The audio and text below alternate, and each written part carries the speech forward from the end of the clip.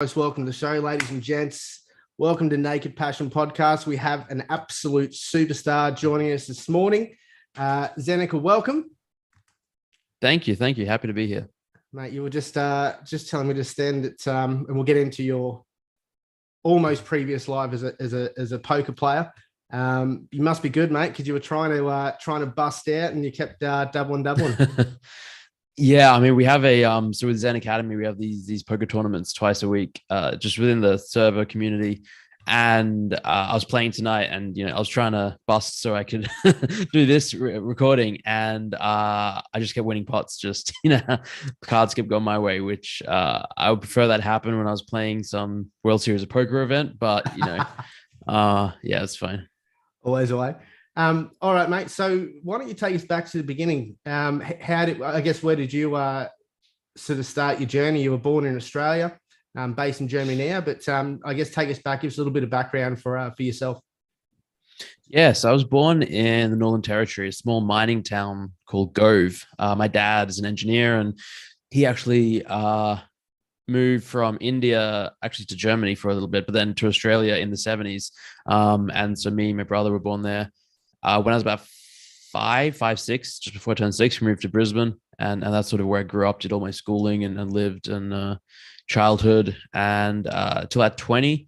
And then I moved to Sydney for 7 years, back to Brisbane, and then over to Germany where I am right now. And sort of did all my schooling and then started getting into playing poker sort of like in high school. And then sort of for basically 15 years, that was my job and career. And that's what I did, and then found myself into NFTs and crypto about a year ago. Yeah, nice. We'll jump into the NFT and space in a moment. Obviously, that's where you're sort of most known now. With in your poker days, Zeneca, I'm curious, was it all encompassing? Was it pretty much take over your entire life, or did you have other things that you were able to sort of delve into as well? I would say it's pretty all encompassing. It was like all I did for a living, a career, a job, like that was my only source of income. And it was really, it was basically my whole life. Like I made most of my friends were poker players, at least my new friends. And yeah, it was very much, that was my life and lifestyle. I had to go to uni to study. I was doing commerce, and then I was going to do law. And then after like 6 months, I was already playing poker and making money. So I was like, obviously not caring about university if I could play poker and make money. So I just followed that path, and it just kept going for about 15 years. 15 years, mate. That's unreal. Do you still have the passion for poker today that you did back then? No, I mean, I would say I lost that passion 5 years before I stopped playing professionally. It was, and it's sort of like, obviously the first year is like anything that someone you really get into. It's like, it starts so exciting when it's brand new and it's fresh and you're learning all about it. And then if you do it, especially if you do it for a living or a job, whatever it might be, eventually it becomes a grind or monotonous and Monday. And like poker is obviously one of the best jobs I can imagine in terms of like things are exciting. I never had a boss or an office job, or it was certainly different. But yeah, after 10 years of it, it really did seem like a grind, and I wasn't like waking up in the morning super excited and passionate to play. So I don't really miss it now, basically. Yeah, fair enough. So you brought up NFTs. Obviously, that's where you're ridiculously well known now. I stumbled across yourself, mate, on Elio Trade's channel first and foremost. He gave you a huge shout out. So okay, so I jumped in and started watching your or witnessing your daily Twitter with the floor prices, and it from afar it looked like it all sort of exploded from there. So were you sort of in the space before NFTs? Was it NFTs first? Was it crypto? How did that sort of play out for yourself? Yes, I got into crypto a little bit in 2016 and 2017. Kind of like, I think like a lot of people back then, because everyone was talking about it for the first time. It was really blowing up. Prices were going crazy. It was a big bull run, and especially sort of in the poker scene as well. People at the poker table were talking a lot about crypto. And but when so like I dabbled, and then the bull market was fun, and then the bear market hit, and like everything crashed, and I sort of like lost interest because I wasn't really there for the right reasons. It was mostly just to make money and for that sort of short-term excitement. So then, yeah, when that bear market hit, I was like, all right, that was a fun experiment. Let's go back to poker and sort of focus on other things. And then when I guess the start of last year, end of 2020, start of 2021, prices started going crazy again. And I still had some crypto coins and stuff. So I was like, oh, let me go check in on them and see what's what. And then try and figure out what I want to do. Like, do I want to sell now? Do I want to hold? Like, what's been happening in crypto for the last few years? And I sort of saw this whole world. Obviously people had stuck around and been building a lot of infrastructure and apps and pushing technology forward. And yeah, I was just sort of blown away by just what was out there, and like DeFi and sort of NFTs started becoming on my radar. And it took me a while to sort of come around and see NFTs as not a scam, not a cult, not just a Ponzi scheme. Because yeah, I think most people, when you see like digital images of a monkey or a crypto or a crypto punk or whatever, it's like, and this is worth tens of hundreds of thousands of dollars. It just doesn't make sense, and you just immediately dismiss it. But eventually, I did come around, and I sort of saw the underlying technology and sort of what's possible with it, and that's sort of when I just really went down the rabbit hole and then went all in on NFTs, basically. Remember what your first NFT was that you got your hands on?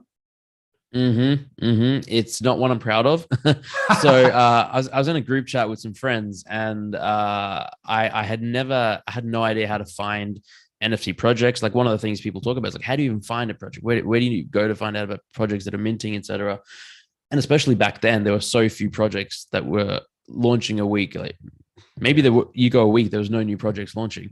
And so in this group chat that I was kind of a fly on the wall in, because I had recently been added to it, and they were talking crypto. And they started talking about this NFT project, and that was minting. I was like, oh, minting, I'm going to go mint. And just like, because I had only been looking at OpenSea, and it was a meme project. It was like these pixelated dicks, basically. It was called a Deek hash, DEEK hash. And they were 0.2 ETH at the time, and ETH was, I don't know, 1,500, 1,700. So it's still expensive. And they had like this bonding curve, FOMO ramp, where the price went up the more you went on. And anyway, they didn't sell out, and sort of they're now a reminder in my wallet of humble beginnings. But after that, I'm really proud of my next mints, which were Artblocks, and that has obviously performed well and is something that I still collect to this date. So I sort of went from the worst to the best in my mind.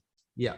So Artblocks, incredible project. For people that don't have their heads around that, mate, do you want to give us a quick, like, I shouldn't say quick because obviously there's a lot to it, but a little bit about Artblocks. Yeah, so Artblocks is a platform that basically releases generative art, and so artists can come and work with Artblocks and basically sell generative art. So generative art it's not new. It's been around since the 60s, but it's basically when someone uses technology, computers, what's the word? Devices or something mechanical to create art, basically. So the way people are doing it now is they'll write code. You write a computer program, and based on the code, certain lines will be drawn, certain colors will be drawn, and there's an element of randomness to it where every time you run this bit of code, the output is slightly different. So you're basically, the computer is sort of generating art in conjunction with the coder / artist. And I don't know, I find it fascinating. I think it's really interesting, and it just, the outputs are really, in many cases, beautiful and technologically fascinating. And Artblocks is just like the most well-known, well-established platform that releases generative art. That's it in a nutshell. I could go on for like hours about it, but yeah. It sounds like that's definitely, and rightfully so, one of your favorite NFTs you got at the moment. Have you got maybe a top three, mate, that sort of jump out to that you're stoked that either you had bought in the past and maybe took some lessons or made some coin, or you've still got in your possession? In terms of collections or like individual NFTs? Or whatever jumps to mind, mate. We'll keep it pretty broad for yourself. We won't pigeonhole you. Maybe I'll pick like the top three collections, and I'd say Artblocks is one, and there's just there's tons of different artists and collections within Artblocks, but just as a platform, as a group, that's probably the one that I love the most, appreciate the most, and most bullish on, and just makes up the majority, like the biggest percentage of my portfolio for all those reasons. Two would be Bored Apes, Yuga Lab assets, Bored Apes, Mutant Apes, Dogs, other side deeds and stuff, just because I was fortunate to find the project, not at mint, but like a month after mint, and sort of get in early and been a part of it the whole time. And it's obviously been very good to me. The community's been fantastic, and the team has executed well on many fronts. So that would be number two. And then number three, I'd say Moonbirds. I'm really, really loving Moonbirds lately. I think I'm a big fan of Kevin Rose and the Proof Collective and the team that he's put together. And I think they're executing really well in a way that few other projects, especially PFP projects, are. I'm curious your thoughts on what it takes to I guess build a great community. I jumped in the space. I think my first NFT was Crazy Lizard Army. They had the first that I saw. I'm sure there were others, but I was, didn't really know what I was doing. But they had a burn mechanism where you could burn 3 lizards and turn into a dragon, which I thought was great and had a lot of buzz. But then after, they are still around, but obviously after the burn, it was almost like they didn't know where to go to next. And then they tried to throw together a game and all this other sort of stuff. And it just sort of petered out. So with zero context, it almost felt like they didn't expect the project to go so well. And then they sort of got themselves to a point and didn't really know where to go from there. So I guess you mentioned Bored Apes there, obviously the one of the pinnacles and the shining lights in the space, that the creation of culture, brand, community, and sort of external utility as well. They're obviously bringing up a lot of their own stuff at the moment with other side that you mentioned. So I want to touch on your NFT in a moment, but I guess being one of the best in the space, Zeneca, what's your understanding or take on what it does take today for a project to succeed? Yeah, it's a really good question. And to your point before about how Crazy Lizard Army didn't quite know where to go, I think that's a really common thing that we saw a lot of last year, and we still see now, where projects, they might launch with one specific thing, the burn mechanism, or like a comic, or a whatever it might be, a game even. But then, if it becomes really successful, it sort of the project takes on a life of its own. And the community has wild expectations that can be impossible to live up to. And if the team doesn't have a lot of experience running a business, which is what most of these projects are, and scaling and doing all that, it can be really, really difficult. So unfortunately, we've seen a lot of projects peter out like that. And I think we will continue to see more. In terms of what does it take, I would say I always come back to a team. Like, team is the most important part of a project to me, and having people who are competent and capable of executing on whatever it is that they're trying to do. Like, different projects have different visions and missions and roadmaps or ideas for what they want to do. Some very elaborate and extensive, and others really basic and simple. But having a team that understands that and knows what they want to do and how to do it is, to me, the most important part. And then after that, I would say innovation is probably the second most important part. And I think that it's really difficult to truly exceed and excel if you're just copying an existing concept. And you can do it. You can take an existing idea and just sort of execute on a higher level, or piecemeal together different bits from other projects. And obviously, everything today is sort of will take inspiration from the past. That's how the world works. But to my mind, the most successful projects have generally done something new and innovative and sort of pushed the needle forward a bit, and then captured the market's attention, and then continued to execute and engage the community in a way that I guess just captures attention. That like, at the end of the day, this is an attention economy. And if you can keep people interested one way or another, without relying on like Ponzi-nomics, because that eventually comes tumbling down.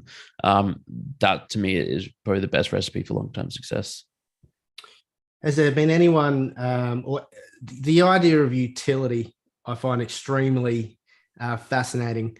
Me and a couple of mates about 6 months ago sort of put our heads together. Thought, this is huge. The technology is huge, and we toyed with the idea of releasing our own NFT. But after many hours on the phone trying to come up with something grand and something different, we looked at potentially real estate, especially in the Australian market, tying it to that. Trips, because everyone loves Australia, obviously. So trying to incorporate huge trips from anywhere in the world. So cool ideas, but we really just couldn't grasp any sort of genuine, how would we execute it? What other utility? Because obviously they're sort of short-term, real estate maybe. So we ended up saying no. When we weren't comfortable with putting our name to anything. We weren't comfortable that we could execute long-term, so we just sort of bailed. So has there been any sort of, what's your take on utility as far as, has there been any sort of projects where you've gone, that's really different, that's exciting? Because to your point, there's a lot of copycat sort of copy and paste sort of ideas out there at the moment. And I just feel that creativity is the only thing sort of holding us back, outside of obviously brand and culture. And to your point earlier, Bored Ape are just nailing it. So the idea of utility, Zeneca, what's your sort of, take on that?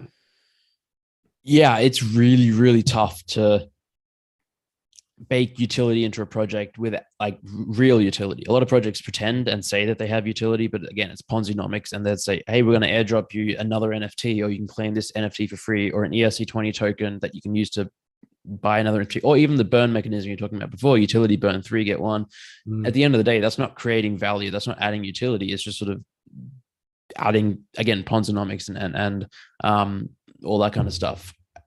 I don't think we've seen anywhere near the true potential of utility when it comes to NFTs. And part of it is because there's still a huge disconnect between Web3 and Web2 in the traditional world and real world. And like, there's not that many people who are into NFTs in the real, like outside of our little bubble type thing. And so saying, just like events that are specific to physical locations can be tricky to, bake into utility in a way that I think in a few years will make it a lot easier. And then obviously there's the standpoint of not wanting NFTs to be a financial security, and sort of projects not wanting to promise certain utility because that gets them in a lot of trouble. And sort of in one respect, the NFT should be a collectible or a piece of art or something, or a membership token. And that sort of brings me to where I think most of the utility that we're seeing today is coming from. It's NFTs that act as a membership token, which gives you access to a club, a community, which Bored Ape Yacht Club gets you certain perks for being part of the club, and one of which is obviously the culture, the status, the brand effect. But then you have access to in real life events like Ape Fest in New York City. That's one, and stuff like that. So I think that is probably the most powerful utility we're seeing. Right now, this is on the 22nd of May. VCon is going on in America at the moment. Everyone on Twitter is talking about it. There's amazing speakers lining up. People are saying about how they're having a fantastic time. They're networking and they're learning. And like, this is just a massive conference. And as a direct result of, if you held a VFriends, you got free access to this conference, and you'll get it for next year and the year after that, 3 years total. And that is real utility right there. So I think we'll just see more of that. But yeah, to your point, that there's not a lot of projects doing utility right at the moment. Have you spoken to Gary V before? Not on the phone or anything. Very briefly, he messaged me almost a year ago, like really soon after I started doing my like daily stats updates on Twitter. Yeah. He just reached out and said, I love what you're doing. Any interest in coming to work for Vayner Media or like his company? And at this time I had like, 1,000 Twitter followers. So I was like, yes. I hadn't found like much success yet in the NFT or Web3 space. I wasn't really flipping super successfully or anything. I didn't have a big following or was making money in any other way really. So I was like, this is really interesting. Maybe I could, work with Gary, and work more in the Web3 space. And then he gave me an email address to send, I don't know what it was, just basically an introductory email to, and I don't think I ever got a reply, or something didn't happen. But anyway, obviously very happy that that didn't actually end up happening, because I've carved my own path. And yeah, but no, he was really, really nice. And by all accounts, he's just super nice person. And yeah, it felt really nice to be sort of, I guess, noticed, because at that time I had very few followers, and he obviously had over 1 million. So yeah, that's the extent of my relationship with him at the moment. Yeah. I'd be very surprised, mate, if you guys didn't do some sort of show together at some point, even just the episode. That'd be fascinating. I don't know much about it. Did you see his, or do you know much about the restaurant he's doing in New York? I believe that's tied to NFT, some sort of membership setup as well. Yeah, so that's the Fly Fish Club. I actually have a couple of NFTs from that, because I'm a huge foodie. I love sushi, and it's going to be a Japanese restaurant. And I'm a big fan of and supporter of Gary. And I think that basically anything he does is going to, by and large, be a success. He's really competent and really driven, and especially in this space. But so I think the concept is that, so the restaurant doesn't exist yet. They sold a few thousand NFTs. I don't know how many. And the idea was that they were going to create a restaurant in New York City with like a top tier chef, and have it be like, a really prestigious, excellent restaurant. And the only way to get a reservation would be to own one of the NFTs. If you have the NFT, you can make a reservation. It wouldn't get you like a free meal or anything, because that's obviously not sustainable as a restaurant model. They couldn't just give free meals to everyone for life and stuff like that. But you get the reservation. And so, I mean, in a place like New York City, where reservations are often in high demand, especially if the restaurant is good, I think the idea is that there's value to holding the NFT, because you get, you can make reservations, but even more so, you could potentially, I think, rent it out. So like, okay, someone maybe pays you $10 every time they get a reservation or something. I don't know the specifics. I haven't really followed. But that's one. And then I think another element is that it's just kind of like a foodie club. So like, I think they have events where, if, again, utility, where if you hold one, you can go to a restaurant, or maybe it's a cruise, or, go to a vineyard that's they're running an event out and stuff like that. It's sort of really innovative, again, coming back to that, and doing something cool and different, and really merging NFTs with the traditional world. So I think it's going to be really interesting to see how that plays out. I think actually we might only be a few months away from it opening, because I think it launched last year, and the idea was for it to finish late 2022. So maybe I'm getting the time off by a whole year, but yeah, whenever it comes out, I'm definitely going to check it out. I think it's pretty cool. Yeah. Well, it fits with VCon, right? So that may have been timeline wise. Doesn't exactly seem like the kind of bloke that sits on his hands and sort of waits too long for things. No, I feel like he's doing 1,000 things at once. It's like, it's insane. It's inspirational, honestly. Like I'm doing a lot, and like I compared to especially what I did previously, like a year or two ago as a poker player, I'm doing 1 million times more, and it's really, really difficult to keep up with it. And he's doing 1,000 times more than that, and then obviously he has a great team and is delegating it and manages it. But yeah, I certainly look up to him a lot.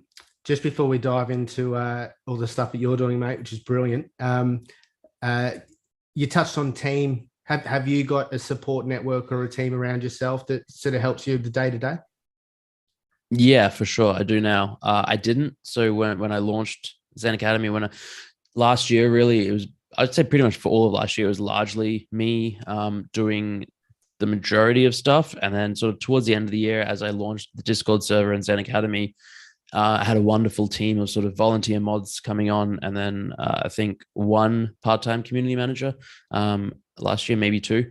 And that was largely it. But then this year, as sort of things have sort of grown and I've been scaling and getting busier myself, and identified that I need more help, I need to delegate, I've sort of started to flesh out the team with more and more people, largely part-time people. So everyone working has, for the most part, except for a couple of people, like a Web 2 job, and they're sort of helping out on the side and doing things because they love it, because they're passionate about it. Obviously, I mean, I pay them as well, but it's not, we're not at a point yet where it's like I have a team of 10 people who are full-time working on ZenAcademy, Zeneca related stuff. It's sort of, if I need help with releasing my podcast, I have video editors now, and I don't do that myself, and like writing the show notes for my YouTube channel. I don't do that myself. I have someone who does that. Yeah. And then obviously within ZenAcademy that there's people with bigger roles.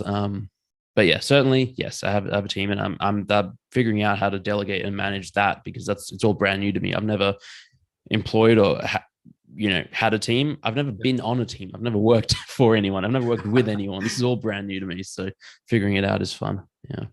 How do you go with the idea of delegation, Zeneca? Some people it comes pretty naturally. Other people sort of struggle with the idea. How does it sit with yourself?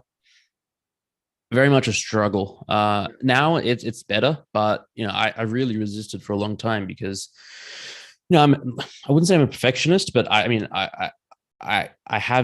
had this feeling that I had found some success doing things the way that I was doing it, and then the idea of delegating and have someone else do it, I was like, well, surely they won't be able to do it the same way that I do, or as good as I do, and to the same extent that I can. And part of that's natural, because however fantastic they might be and competent, they'll never care about it as much as I care about it. Like, it's my personal projects, my content, my channel, my whatever. I'm always going to care about it that much more.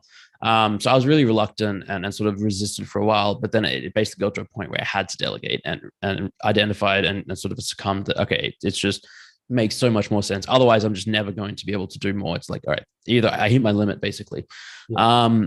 And then so I started slowly delegating and sort of, I think, used to micromanage more and really try it. Yeah. But I've just gotten better at it as time gone on. And sort of probably the best part of it is identifying and realizing what is very obvious, but that is that, there are people way better than me at certain things and can do, like, in terms of, right, even just basically writing the show notes, and people can do that better than me. Or when it comes to, marketing for ZenAcademy and branding for that, I have my ideas, but I'm not an expert. I don't have a marketing background. I don't have a branding background. I just sort of stumbled into doing things a certain way, and sure, they've worked out, but there's always room for improvement. And there's just, basically everyone has really strong skills in certain areas, and sort of it frees up me to do what I'm good at and enjoy doing, and sort of allows them to excel and elevate everything to a level that I couldn't do on my own, for sure.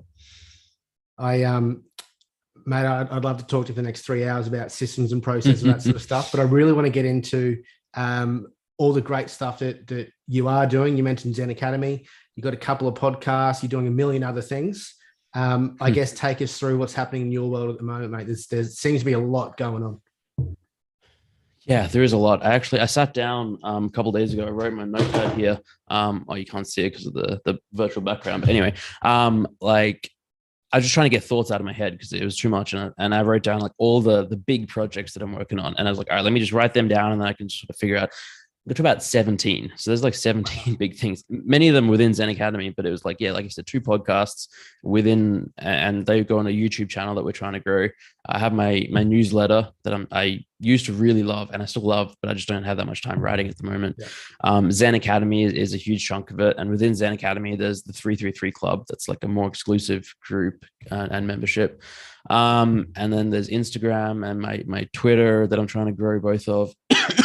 And then in real life events and speaking engagements and advising and consulting, and I'm doing some angel investing. And it's just like, there's trying to have a normal, like a personal life as well. So that there is a lot. And it's, what's the word? It's sort of like, it's certainly a struggle to sort of keep up with. And I would say it's probably too much. I probably bit off more than I can chew.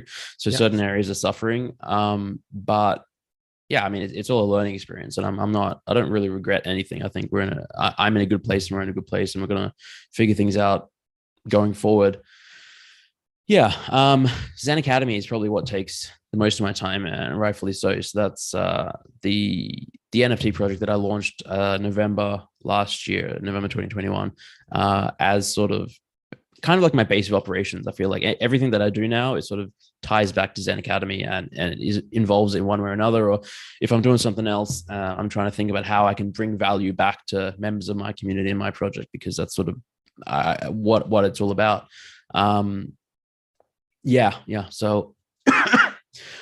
so Yeah, there's two memberships within ZenAcademy. We have the Genesis membership and then the 333 Club, which I mentioned before.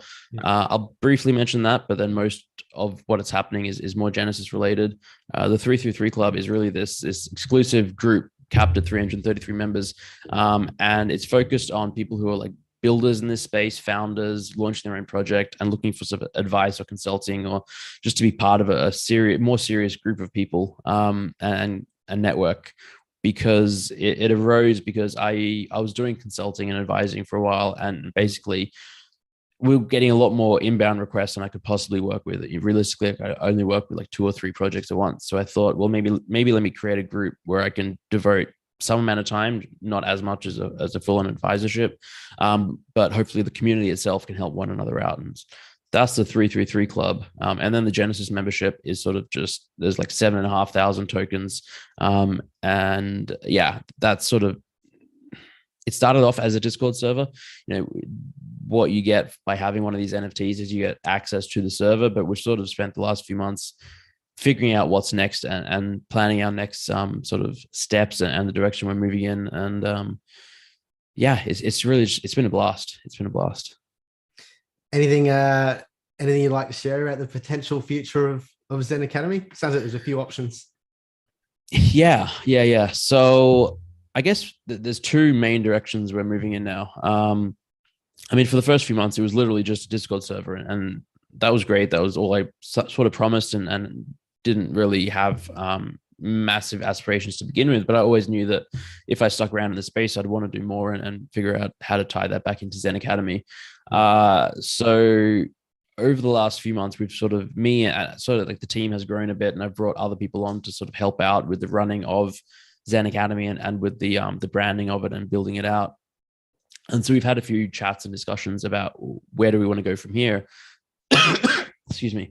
And there's sort of like 2 tracks, I would say, that we have identified that we want to move in. One is obviously the education sphere. So the primary reason ZenAcademy was created in the first place was to help educate and to onboard newcomers into the space and to sort of soften that really steep learning curve. And so we're leaning into that more and more. And we're doing that in a few ways. One is more structured courses. So we've sort of partnered with ZenAcademy, which is like this masterclass style website where creators can make like video courses, and there's like lesson plans and assignments, and there's classes and cohorts and everything. And they really help with all the infrastructure and the video editing and stuff. And I basically just go and create the content. So I've created one course with them, how to launch an NFT project, which is, I believe, a 7-day course, 10, 12 hours of video content. And it's free for all ZenAcademy holders.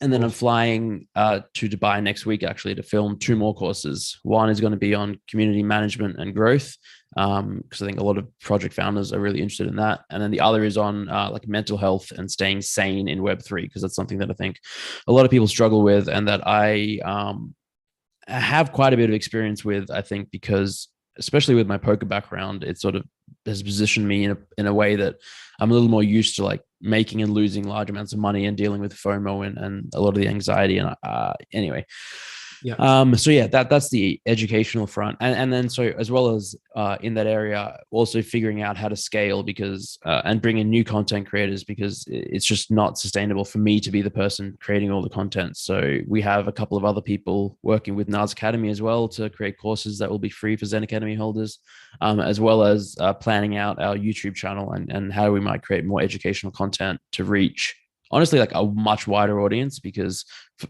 for the most part, up until now, a lot of our activities have been on Twitter and in Discord, and that's great. But if you're talking to people who are in Discord already or on Twitter and following you, they already know about NFTs. They're already like, they've drunk the Kool-Aid by and large. And sort of like, to reach the next millions and billions, you have to go to YouTube, you have to go to Instagram, God forbid TikTok. You have to in real life events, in-person events, and connect with people that way. So yeah, that's like the education side. And then the other side is, to me, the fun side. that's what we're like, trying to have more fun and build out. So over the last, I guess, 6 months, I've sort of identified that or come to understand how powerful storytelling is just in NFTs, in brand building in the world. Yeah. And so many of the most successful projects have really taken that storytelling ethos and really run with it and built a world and told a story and fleshed out lore and had characters and everything, and that sort of creates this emotional attachment and connection to a project or a brand that is very difficult to have without that. So yeah, I mean, we've begun.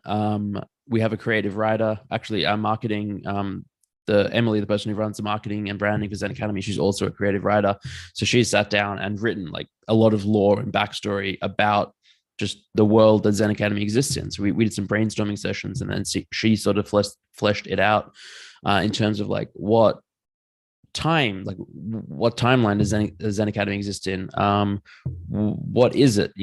Is it an academy? Like, what world does it exist? And we sort of come up with this idea that it's this floating castle in the sky. It's in the future, but there's mages and wizards and magic and technology and there's a lot more.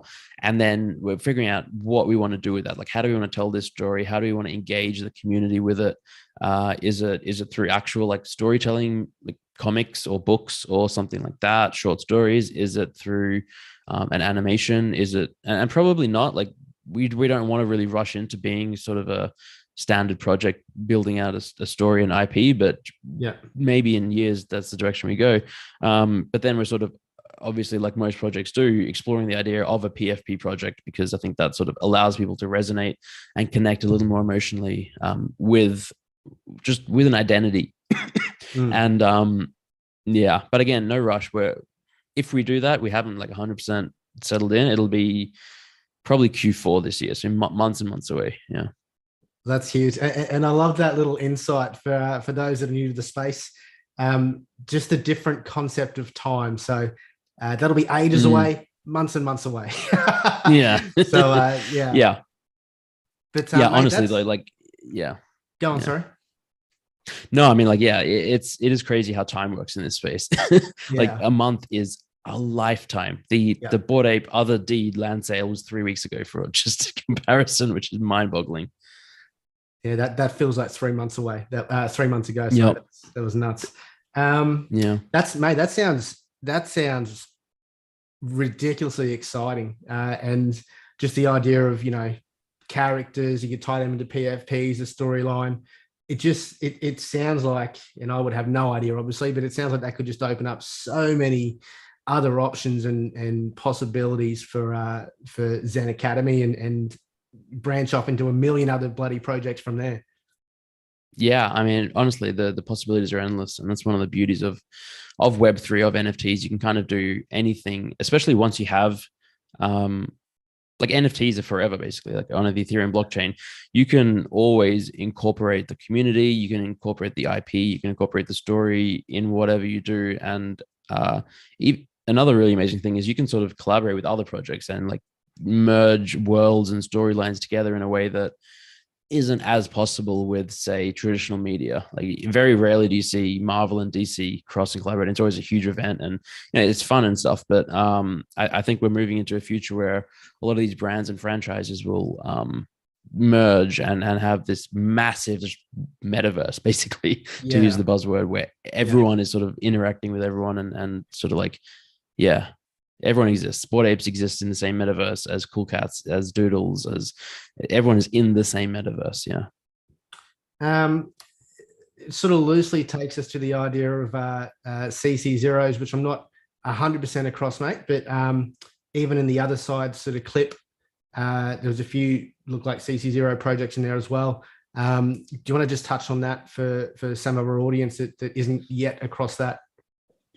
Yeah, so CC0 stands for Creative Commons Zero, basically. And it sort of means that when it comes to the intellectual property, there's all sorts of different IP rights and licenses that a creator can sort of decide upon when they create whatever it is, whether it's an artwork, a story, a song, a music. And sort of traditionally, we're used to someone creating IP and then having full rights over it and then, say, licensing it out to other people to use. So like Disney, for example, Mickey Mouse, they own the IP to Mickey Mouse. No one else can use it unless they pay Disney, and they're very restrictive on like who is allowed to do it. They want to sell merch themselves that's official and create stories and stuff.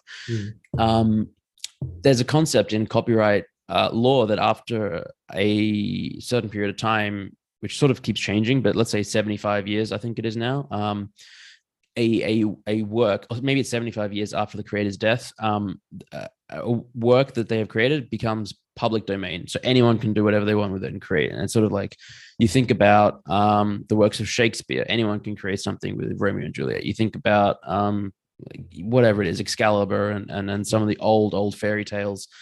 You don't have to sort of pay royalties or fees to the license fees to the creator after a certain amount of time. And so CC0 is basically what happens. Like after the 75 years, when it's in the public domain, it's CC0. It means no one owns a copyright to, or the IP rights to a certain piece of content or intellectual property. Anyone can do whatever they want with it. And so what we've seen with NFTs is that certain projects are deciding to launch and have the NFTs, the IP behind the NFTs, be CC0 from day one. So instead of saying, all right, there are two separate things where like one is the NFT that people are buying and two is the IP rights that oftentimes work in conflict. So you might own the NFT, you might own a Bored Ape, but you might not be able to do, Bored Ape's a bad example, but you might own a whatever it is, a doodle, but you might not be able to monetize it for create $1 billion brand out of it because they have restricted licenses. So CC0, there's some projects are deciding for whatever, like for somewhat valid reasons, but experimenting with the idea of saying, all right, we're launching, we don't want to own the IP. You can do whatever you want with it. And there's pros and cons to it because obviously, anyone can do whatever they want with it. There's no legal recourse. Someone can literally steal, quote unquote, steal it and launch their own collection and, all that kind of stuff. You can't go after them. But it does allow creatives and creators to sort of have freedom to sort of create and create derivatives, create products using these characters, this IP. So in the other side clip that you're referring to, there's like this flying ship, I think, where there's a bunch of characters in there. And I think half of them or a few of them are Yuga Labs assets. They're all owned by Yuga Labs. You have Bored Ape, Mutant Ape, CryptoPunk, I think, Amoebit, that they're all owned by them. But then you have a couple of CC0 items. I think there was a toad and a noun. And so anyone could use that. So they were like, oh, what else can we do? We'll add some characters that are CC0 in there. And I think it's just a tip of the hat and showing like what's possible with that. And this whole interoperability thing that I was talking about before, about this open metaverse where everyone is relating, that's sort of, there's some roadblocks when you have different IP rights and rules. But if things are CC0, it really opens it up. It's definitely exciting, and it's so easy to forget that in the scheme of things, just how early in the space we are. You mentioned, yes, people in the bubble, a lot of us have sort of heard of A, B, and C, maybe not D, E, F, but to reach the masses, are there any other sort of doorways in? A lot of people are pointing to NFT gaming as the thing. And we can touch on that. Outside of that, just quickly, Zeneca, do you see any other potential ways to bring in the masses?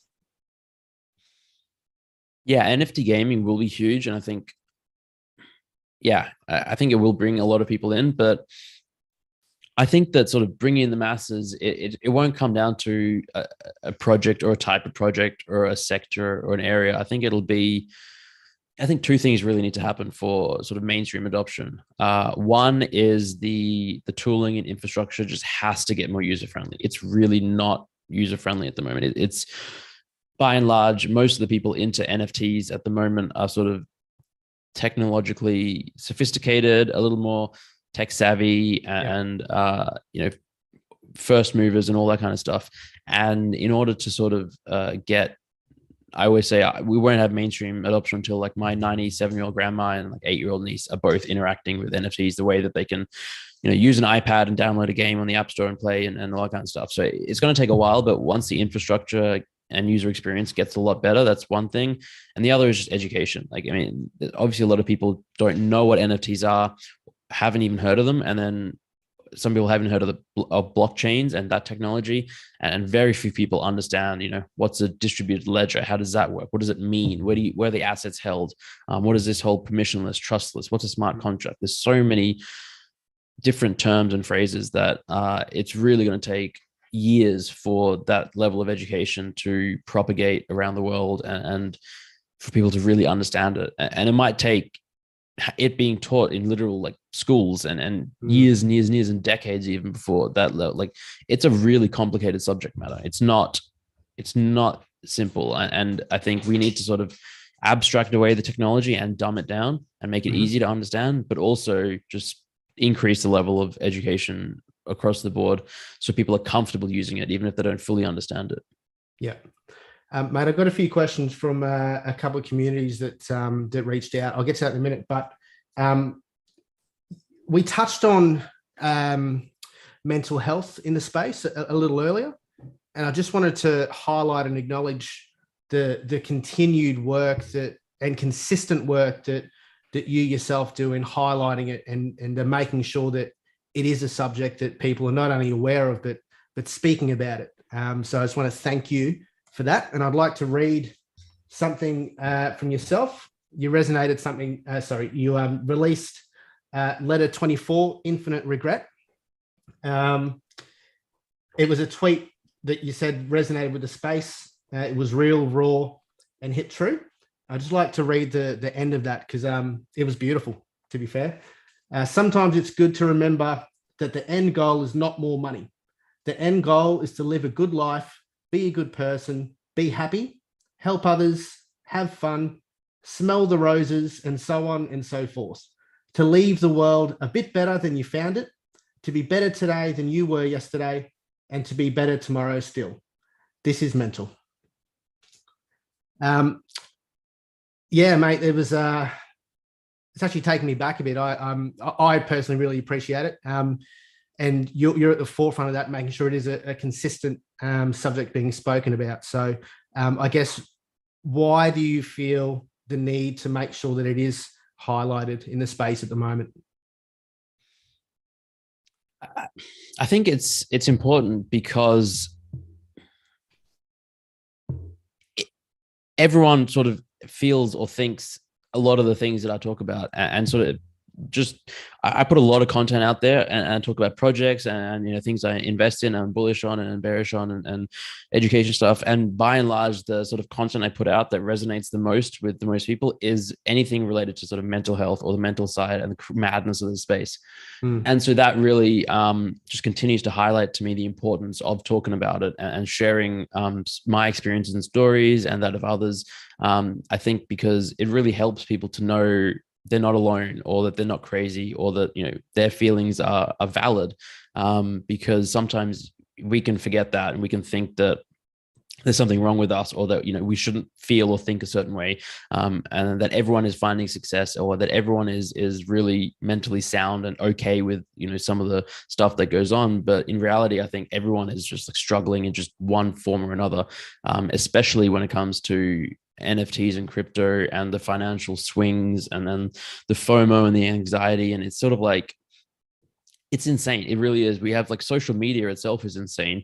And this is like social media on steroids with money at 10 times speed. It's madness. And I think that it's important to talk about and sort of share that it's real, that people are going through all sorts of craziness, and not to say like, it's a struggle, everyone's struggling, this is awful, but just recognizing, there are things that come up that every single day that people are going to struggle with. And it's about how to react to that, how to learn from it, what to take away from it, how to build upon it, and how to like strengthen yourself and sort of, I love that. What are the lessons to take away from it? Making sure you do speak out from it, because there definitely would have been other people that have gone through the exact same thing, and they've come out the other side usually stronger and probably learned from that and had success in the back end of that. So hugely important. So I just wanted to acknowledge you for that, mate, and thank you very much. Appreciate it. So I've got a few questions here from some people in the space. Anna from Ethereum Towers, she's asked, what are some of the signals to watch for that will indicate the end of the bear market? I mean, the reality is that it's virtually impossible to know when the bear market is going to end. And I always say time in the market is more important than timing the market. I mean, I say it. I didn't come up with that. I stole it, or I think I saw it from Loopify on Twitter. Yeah, commandeered. And it's, I told someone else the other day, and they said Warren Buffett originally said it, which would not surprise me. So maybe that's where it came from. But anyway, really, really difficult to time the bottom of the bear market. But I think, I mean, honestly, it's obvious stuff, which is like when you start seeing more volume and things pick up and prices going up, it's like, okay, but the thing is, you can see that and volume can pick up, prices can start going up, and then it can stop and go back down again.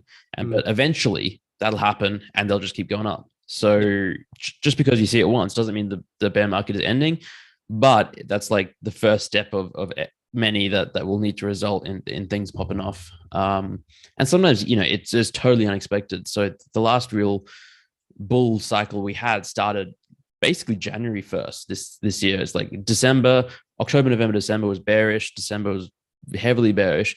And it's almost like as soon as the new year hit, it was like, all right, go, bull market on. And maybe that had tax because of American tax implications or something else. But almost no one expected it. And it just sort of came out of nowhere. And yeah. A couple of my mates, we always say, whatever people think the market is going to do, it will do the opposite, just for shits and giggles. Absolutely. Definitely entertaining. Anna threw a second one in. She's asked, is the NFT market shifting to Solana? Certainly. I mean, over the last few weeks, the narrative is shifting to Solana, or has been a bit. You see Solana summer all over Twitter a bit more. Although people were saying that last year, like I was around this time last year, everyone was saying Solana summer last year. So I would say I wouldn't say it's shifting there. I'd say it's people are becoming more aware of it. And honestly, I literally think the reason for that is OpenSea is supporting it.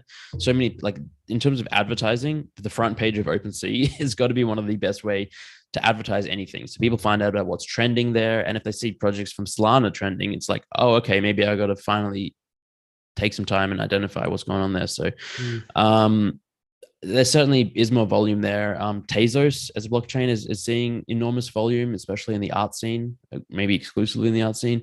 Yeah, I mean, there's no doubt that they're popping off more and more. But I'm not an ETH maxi. I have NFTs in Solana and Tezos, but I have no doubt, very little doubt in my mind that ETH is going to be the biggest, most prominent, most quote unquote successful blockchain. It's just, I'm very bullish on ETH basically. Yeah. But it definitely seems to be the most secure anyway. Solana's gone down a couple of times. I'm sure that's the craziest part. Yeah. I'm sure they've done a lot to sort of help and fix that. The interesting thing was, if you talk about volume and things that have the capacity to take down a blockchain, because we're so early, that wasn't real volume anyway. So if you talk about bringing the masses on, then, what does that infrastructure have to look like to be able to handle that? So we're early, that's for sure. Simon, one of my mates, one of our Brisbane boys, he's asked, what do you look for when doing your own research in NFTs? I sort of mentioned it before already, but it really is team and innovation are probably the two core things that I look for. It's and it depends on the type of sort of investment I'm making, or type of purchase I'm making. Sometimes I'm just buying an NFT to collect it, to support an artist, to support a project, and then I really don't care about roadmap or innovation or anything. It's for because I like the NFT and I just want to hold it. But then there's like sometimes I want to buy because I think it's going to do well long term, but maybe not short term. And other times it's more momentum trading. It's like, well, everyone's talking about this. I think the meme is going to take off and sort of stuff like that. But for the most part, when it comes to sort of like serious allocation of my NFT bags, it is usually I look at what projects I think are likely to be around in a few years, and that usually comes down to the team and what they've done, what they are doing, what they're planning to do, and experience and ability to execute on it. And to my mind, there's no better team than Artblocks. Yeah, again, it comes back to that. Yeah. Moving on to Denim. Denim's asked one of my other mates in Brizzy. He's asked what NFT plays in the metaverse have caught your eye or has you excited? In the metaverse, well, they could be obviously, building or a project that's sort of leaning into that space. Yeah, I mean, other side by Yuga obviously is the newest and most ambitious, maybe one. Yeah, I mean, I'm intrigued. There's been fairly little information actually released about it, so I'm just waiting to hear more. I haven't really made up my mind yet either way, but they certainly have the community backing, which is something we haven't quite seen to that scale for any other project. I'm probably most bullish on Sandbox still. I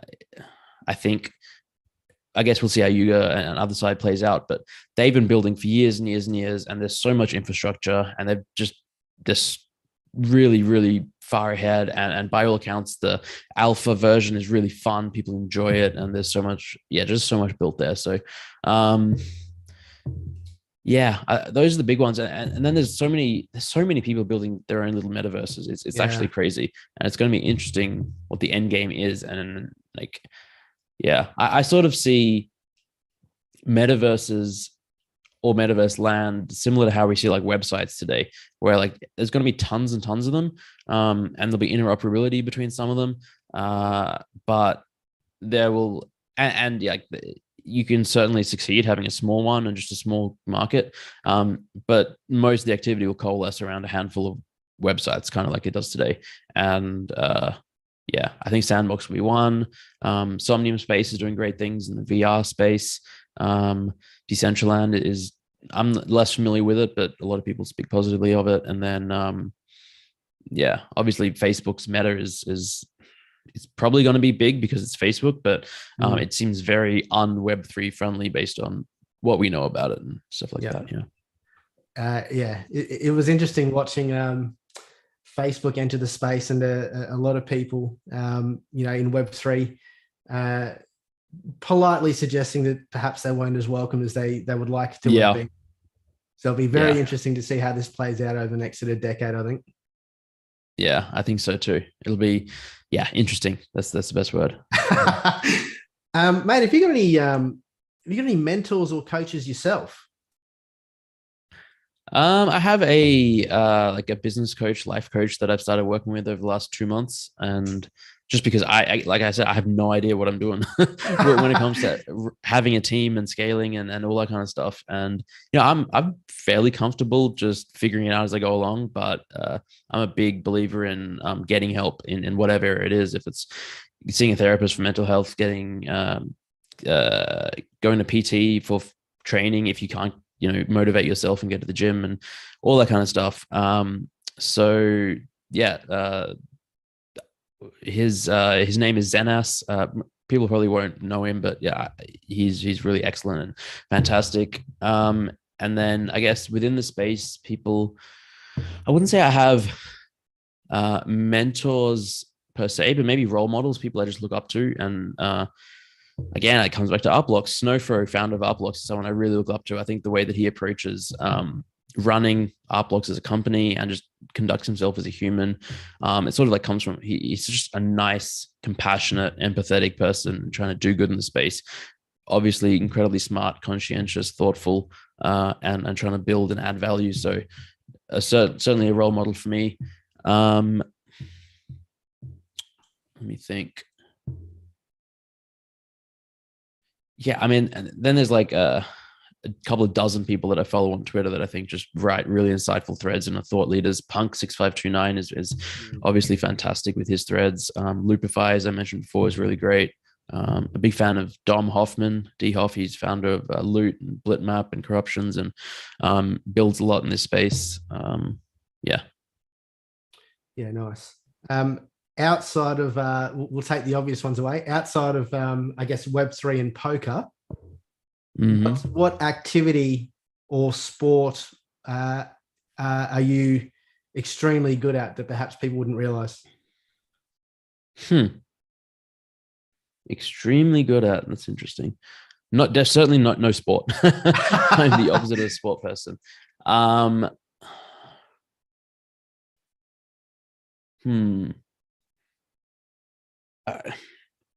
decent at chess. I wouldn't say I'm extremely good at. I'm good at. I think I'm good at cooking. I cook a lot, so that's something that maybe a lot of people wouldn't know. Yeah.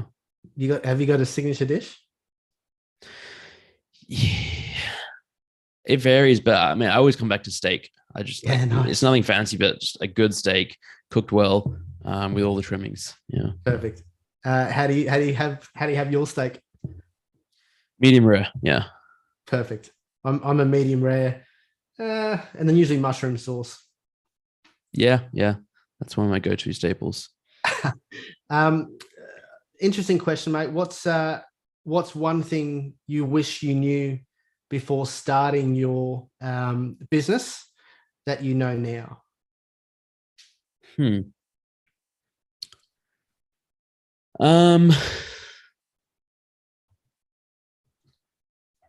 a good question.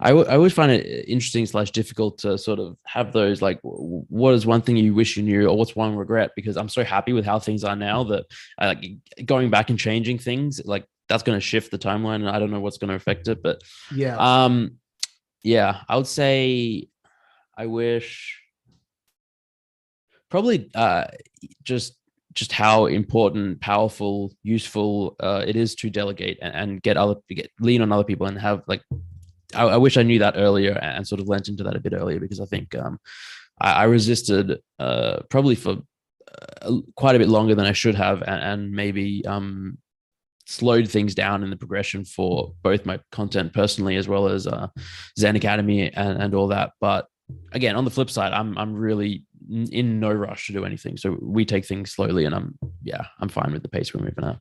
I love that. Mate, I'd like to throw a challenge out to the Gary V community. Let's give them 5 months and 5 days, which takes us to 27th of October. 5 months and 5 days for the Gary V community to help have Gary reach out and organize a podcast with this great man in the space, because I think it'd be amazing. So I'll chop this up and see what they can put forward for us. Zeneca, I know we've covered a lot of stuff, mate. What have we missed? Is there anything you want to sort of bring up or highlight that we may have missed so far? Yeah, we did cover a lot. I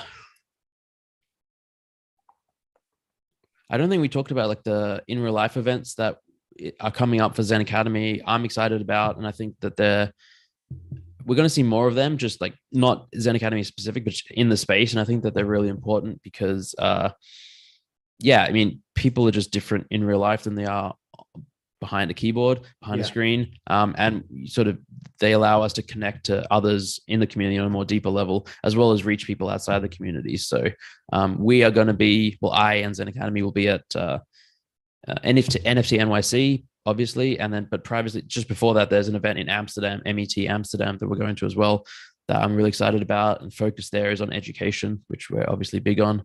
And then, I'm just looking forward to many more events over the next year, 2 years, et cetera, where we sort of get to speak more about NFTs on a larger stage, perhaps, or to reach wider audiences.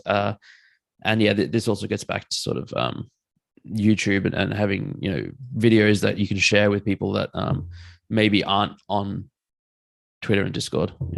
Yeah. I had another question, my friend, but I've dropped that, but that's okay.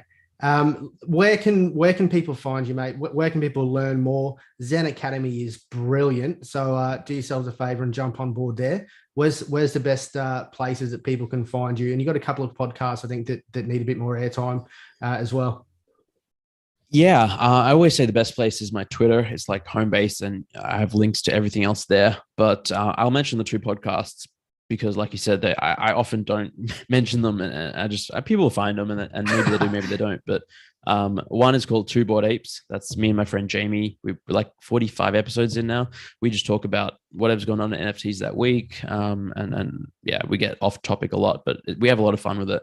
And then the other one is called Zen Chats, and that's something that I do myself, where I like interview project founders or builders in the space in like this long form interview format. And you can find both of them on Spotify, Apple Podcasts, wherever you find podcasts, or the YouTube channel. If you just search ZenAcademy on YouTube, you'll find our YouTube channel with videos and yeah, video versions of all the podcasts. But yeah, otherwise my Twitter, and then join ZenAcademy, join the Discord server, and just see what it's like for yourself. So, there is a paid membership that you can get off OpenSea NFT, but anyone can join the server and get like free access, which allows you like read basically everything. It's not, you can't participate and write and take part in the giveaways, but you can read everything and just see what the community is like and see if it's something that you want to be a part of, or just, maybe you can't afford or justify paying 0.2, 0.3 ETH for an NFT membership, but you can hopefully still learn something by reading and seeing what happens in the community. Yeah. You bang on, mate. It's a brilliant Discord. It's one of the best, mate. And even this show, you continue to provide value consistently across the entire space. So thank you very much for the work that you do. I'm very excited to watch from afar your continued growth and success, Zeneca. So thank you very much again. Ladies and gents, do yourselves a favor, jump on all the socials, go check him out. Twitter's the best place to find him. Zeneca, we'll let you go, mate. I know it's late there. Thanks again, and I hope to catch up soon. Thank you so much for having me. This has been truly wonderful. Really appreciate it. Thanks, mate. See you later.